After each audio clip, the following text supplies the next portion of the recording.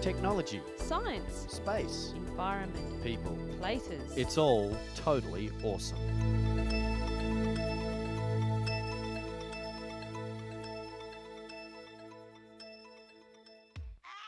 Hi and welcome to the show. Today, a very special patrol set up to save the lives of some endangered giants. Teaching these great hoppers a thing or two about road safety.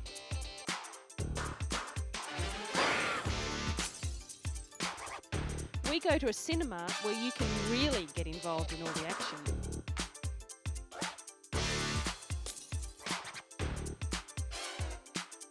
And emu oil. Is it the new wonder tablet for those suffering from arthritis? We'll find out this week on Totally Awesome.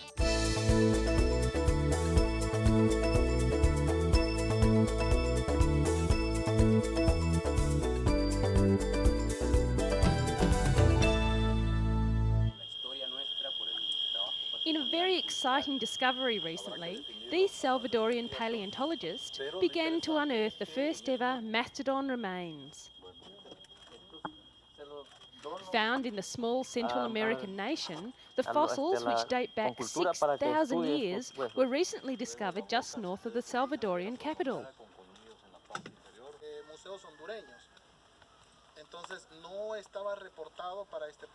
The scientists think it's a subspecies of an American mastodon. Work is now underway to uncover the giant bones that make up this magnificent animal. Archaeologists and paleontologists will work together to preserve the important discovery. According to the experts on site, the animal was a female and measured 5 metres tall and 6 metres long. The mastodon roamed the American continent 6,000 to 7,000 years ago. Discoveries such as this one help scientists trace the animal's footsteps and learn more about its origins. Not all sites are in an easy-to-get-at place though, and careful planning for the excavation is necessary. The bones were discovered by a local man as he was on his way to visit his friends. He thought it was a tree sticking out of the riverbank, but was taken by surprise to see a tooth and then some other pieces of the mighty animal. It is the most important find in the history of the country since the remains of the giant sloth were discovered in 1979. Who knows what other discoveries still remain to be found?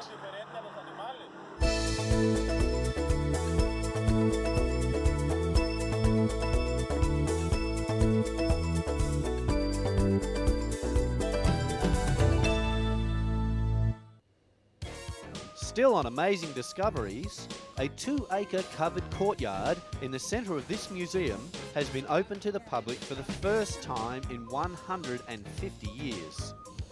It's a major development for the museum, and it has created the largest covered square in Europe.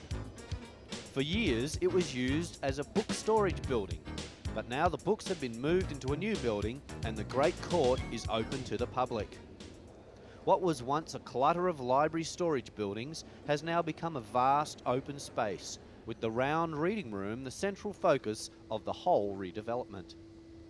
The project was originally developed as an elegant courtyard by the original designer Sir Robert Smirke in 1823. It was never realised because in 1857 the round reading room opened and slowly spread into the remaining space. For the first time, the round reading room will be open for public use. Previously, only writers who held a special ticket had access. These included Karl Marx, Lenin, Oscar Wilde, George Bernard Shaw, and Mahatma Gandhi. All of them researched and wrote here. The books on the walls have all sorts of information about the library and the things on display. It even has a multimedia system that takes you through the history of anything in the museum. The best thing about the Great Court is the stunning roof. 6,000 square metres of glass and steel weighing some 800 tonnes.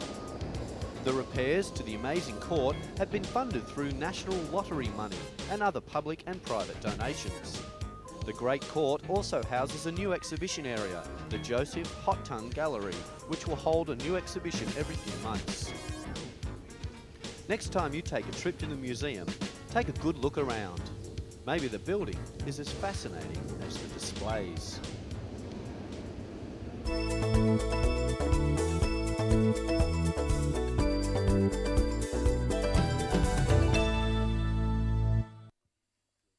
Here's one job that's head and shoulders above the rest. It's a unique patrol unit of 5 endangered Sumatran elephants and their handlers or mayouts. Their job is trekking through some of the world's toughest terrain in the Gayaan Lesser National Park in northern Sumatra.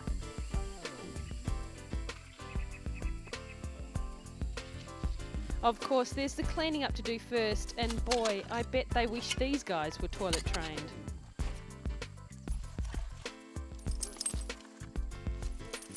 Bound by chains isn't the nicest image to have.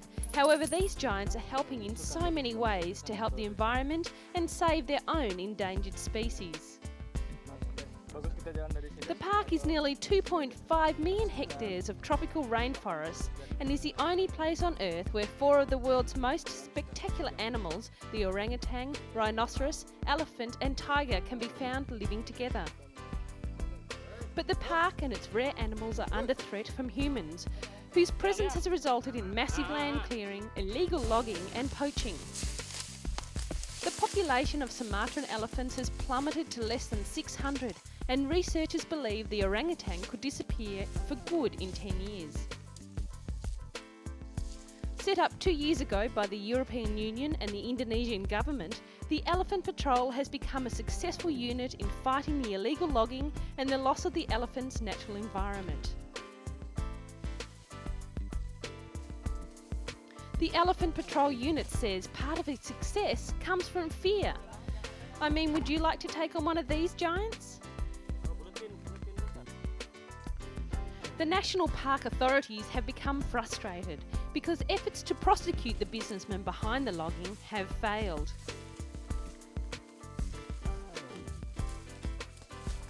But there has been success in reducing some of the logging within the park boundaries, and that's due to the work being done by the Elephant Patrol.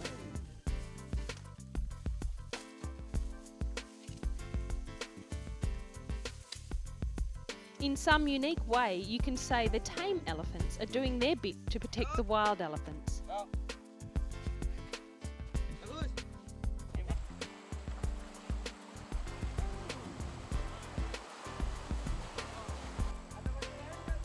It's a tough job, long hours, exhausting heat, thick jungle, but at the end of the day there's something to look forward to. A long, cool bath and a good scrub. What could be better than that?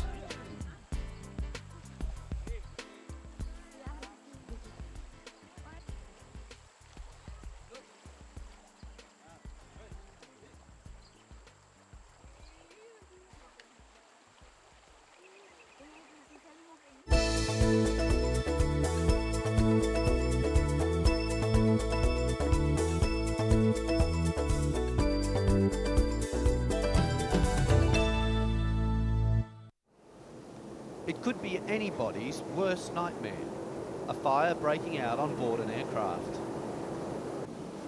Airport firefighters are tackling the blaze within minutes. Fortunately, this is not an emergency situation, but the fire on board this specially equipped Boeing 747 training facility is very realistic.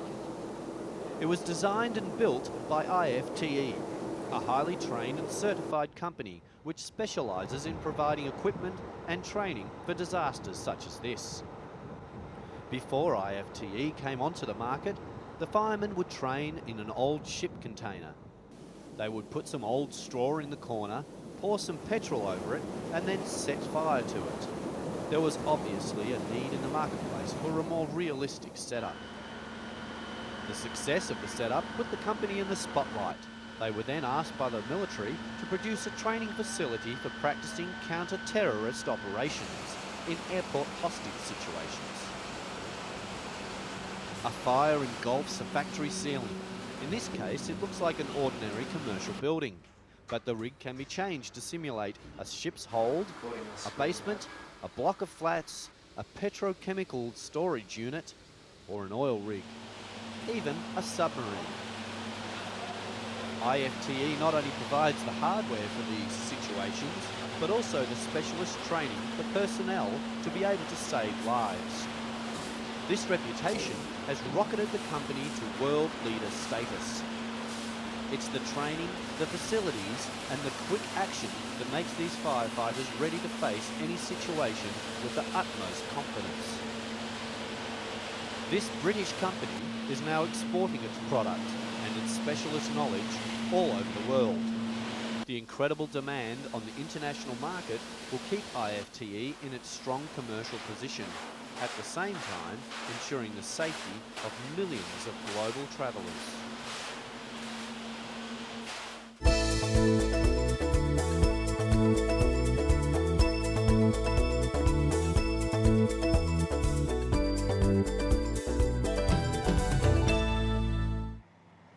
These guys might look cute, but they're not that smart. When it comes to crossing the road, that is. Thousands of migrating Russian frogs are risking their life to hop across busy highways in search of springtime love. The frogs and toads are hopping across Russia in their thousands. Many of them are literally at the crossroads of their lives, risking danger in the form of high-speed trucks and cars at every jump. There is plenty of evidence to see just how flat a frog can be after a meeting with a truck. But why do they take on this death-defying journey? They are driven by the urge to gather in the lush swamps for a little romance.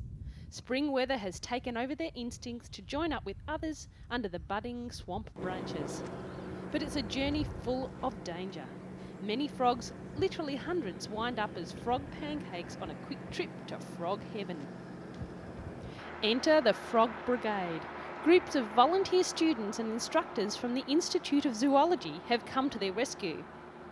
They've formed a two-line protection net, a winding frog wall to keep back most amphibians, and a brigade of frog scoopers to deal with the champion jumpers. It's a kind of prison of love. Mind you, there's always one that has to break the rules.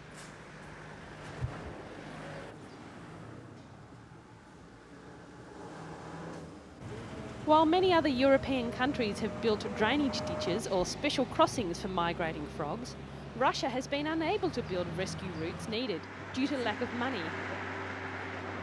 It's up to the Frog Brigade to carry bucketfuls of frogs across the highway and dump them off in their promised land. Almost like a chaperone or a frog dating agency.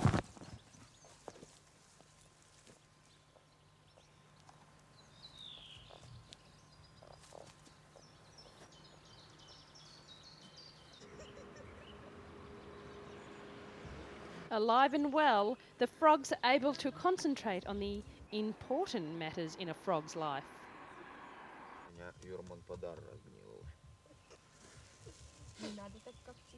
And the Frog Brigade returns to its campsite along the roadside. Another day's work complete.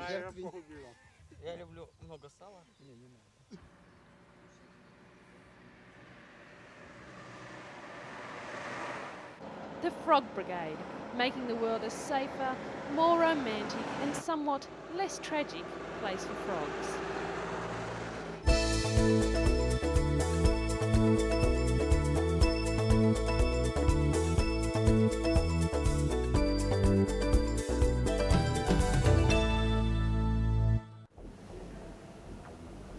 Ever wanted to be a part of the movie you're watching? Fight with Lara Croft, drive in a car with Stuart Little, or swim in the ocean like Banjo. In a few years, you may just have the chance. An Australian university and a German digital research institute have pioneered a new form of interactive cinema. An interactive cinema prototype will have its first showing in Melbourne, Australia in November. It will allow viewers the chance of not just watching a film, but immersing themselves in it by controlling what they see and hear. The project is called II Cinema, or Interactive and Immersive Cinema. What interactive cinema allows is the chance for people to test out various scenarios, rather than just being stuck with one. And it looks as if there's going to be plenty of choices: running in a landscape, climbing a mountain, or taking a tour of a grand mansion. The interactive and immersive cinema prototype is a 360-degree cylinder screen with a rotating platform at its centre.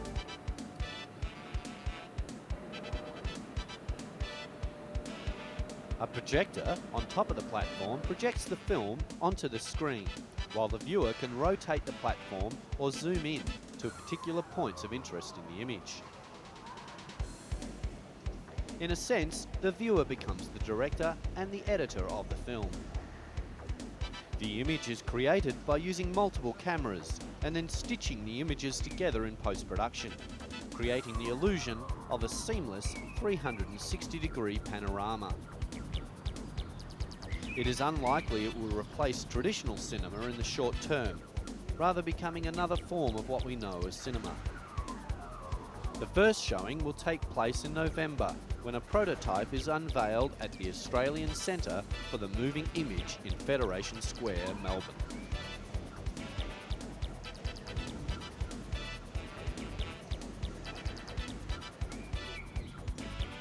It will be there that viewers will be able to surround themselves in panoramic Melbourne streetscapes and blend in with the whole cinema experience.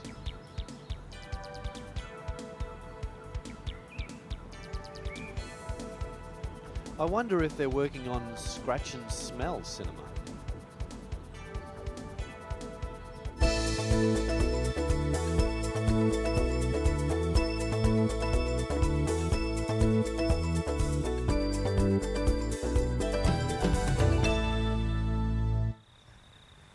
The Australian emu. We could be staring in the face of one of the most natural and most ancient medicines. It was first used by Australian Aborigines to heal wounds. Today, it's used worldwide in treating ailments such as rheumatoid arthritis, has been hailed as an aphrodisiac, even a miracle cure for cancer and for ageing. Read the literature. There's probably nothing that a good dose of emu oil won't fix. It doesn't matter how fast you'll go, he will try and overtake you. And then when he's in front of you, he won't... there, the grubbiest things in the world. Drug administration, if you read their website, and because they did reasonable... You can buy it in a gloss, capsule or cream to cure eczema, muscular aches and pains, even dermatitis.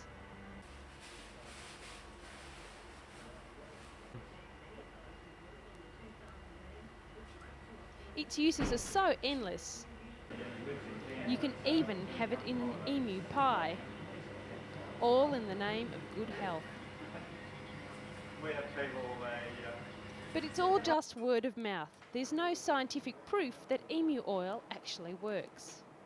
A team of researchers at Australia's Adelaide Women's and Children's Hospital have been studying emu oil in a bid to determine once and for all whether it's all that it's cracked up to be. Led by Dr. Tony Ferranti, they've conducted extensive mouse trials, and they're about to embark on human clinical trials using emu oil to treat rheumatoid arthritis. We know that this may very well stop or calm down the inflammatory process, and it means someone with rheumatoid arthritis is less likely to see pain and is likely to get more movement out of the hand and out of the feet and the knees, he says. But knowing that it does work is only half the battle. Researchers need to identify exactly what the mystery component is that makes emu oil effective in relieving inflammation. 57-year-old Robin Veeris isn't concerned with the know-how. He's had chronic arthritis in his back and finger joints for almost 5 years. He was on the verge of giving up work. A couple of years ago, Veeris threw away his pharmaceuticals and now takes only emu oil. He says he can feel the pain come back within a few days of not taking a capsule. In Australia and the United States, the medicinal benefits of emu oil cannot be advertised unless there's scientific proof that it works.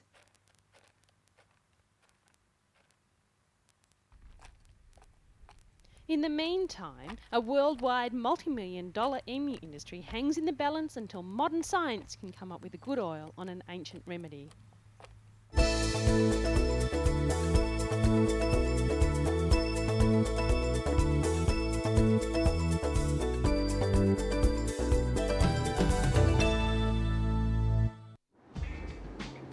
The latest in 5-star hotels seems certain to make a big splash when it opens soon.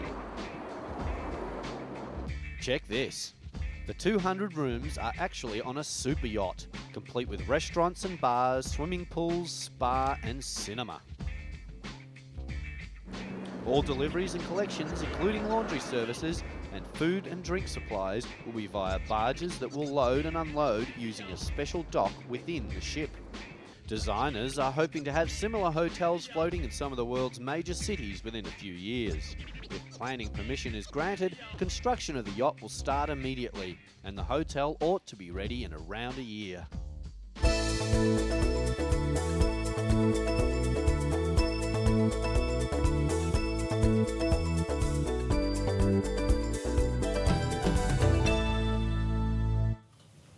Every year, China chomps its way through billions of disposable chopsticks. But now, environmentalists are hoping to change all that by persuading chopstick lovers to change to greener utensils. Where there's food in China, there's chopsticks, billions of them. Each year, China's food lovers use and then discard about 45 billion pairs of chopsticks, most of them after a single meal. It was in the mid-1980s that throwaway chopsticks, produced from birch or poplar, began to replace the reusable kind because of fears of hygiene and disease. But in recent years, concern has grown over the 25 million trees it takes to supply China with chopsticks and the impact on the nation's dwindling forests. 2 years ago, Beijing's elite Qinghai University became the focus of a unique initiative. Environmental science students persuaded campus canteens to replace throwaway chopsticks with recyclable spoons. The spoons are made of plastic because the canteens cannot ensure metal spoons are properly sterilised after use, but the plastic ones can be recycled into other products. Many of our classmates always used disposable chopsticks, and we knew that they were very wasteful of wood and trees from China's poorest areas, and were a waste of natural resources, said Li Yu, one of the main inspirations behind the Go Green movement at Qinghai. But not everyone was in favour. At the beginning, when they stopped using disposable chopsticks, some students voiced their opposition, but most of them understood why it needed to be done. Some students complained that it was impossible to eat certain food, like noodles, without chopsticks, while others said the spoon cut their mouths. But the students persevered, and now all 15 canteens at Qinghai use the spoons, which are cleaned and then recycled into other plastic products. The only exception is for noodles. People are also encouraged to carry their own personal chopsticks with them wherever they go. Other Asian nations like Japan and South Korea have also been criticised by environmentalists for their throwaway chopstick habit. So much so that South Korea has switched mainly to metal chopsticks. But Japan still prefers the disposable kind. A change as big as this one is significant.